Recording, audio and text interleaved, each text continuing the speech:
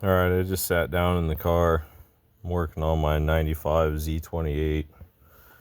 I got the USB plugged into the car. I probably better explain how we do this. So, use the flash adapter from FTDI that has a mini USB port in it, and then use the mini USB to your standard PC style USB. What you will do is you will have a positive voltage that goes between RX and TX, and you have a ground. You'll have to look up a schematic to make sure that you solder these connections properly. This one actually works. I have spares on hand for anybody that's interested in stuff like that. It's kind of obscure, but it works good. So you gotta go to FlashHack. It's extremely uncomfortable sitting here in this car.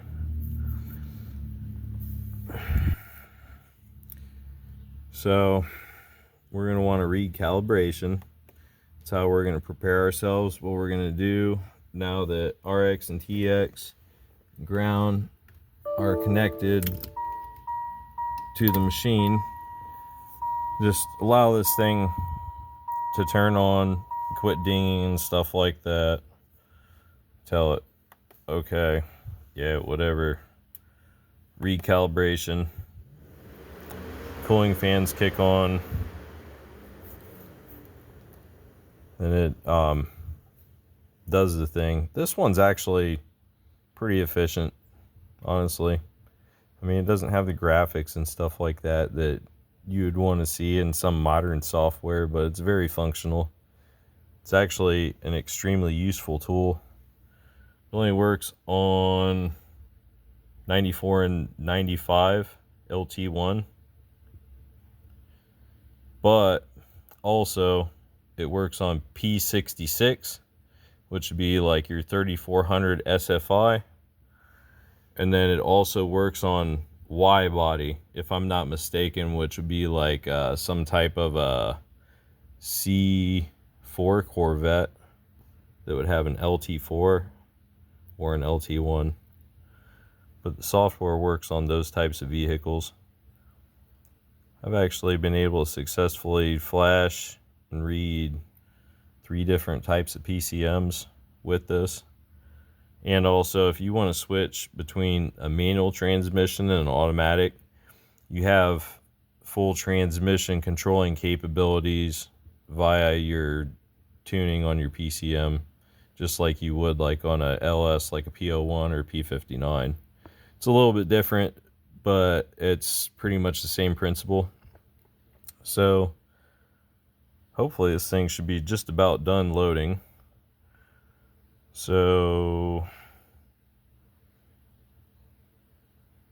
reading E side. So it does T side, it does E side. Progress is working all right. So this car supposedly had the LT4 hot cam in it, and a few things failed with that. So once the car started overheating, I decided to pull it apart and go over it and give it that magic touch to make sure that everything's nice and clean and crispy. So hopefully this time it'll run like it did, hopefully a little bit better. If it ran like it did, I wouldn't complain one bit.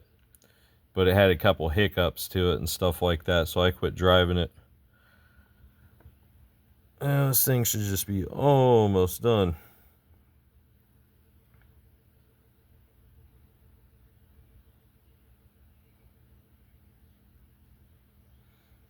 This did take a while this time.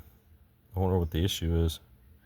When we do look at this tune-up, it's going to be rather interesting to see what exactly is going on.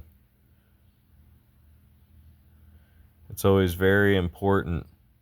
Always make sure before you tune a car, you put a specific fuel mixture in your gas tank and make sure that you keep it the same every time. Now we have success. And that's how long it takes to rip your program by FlashHack.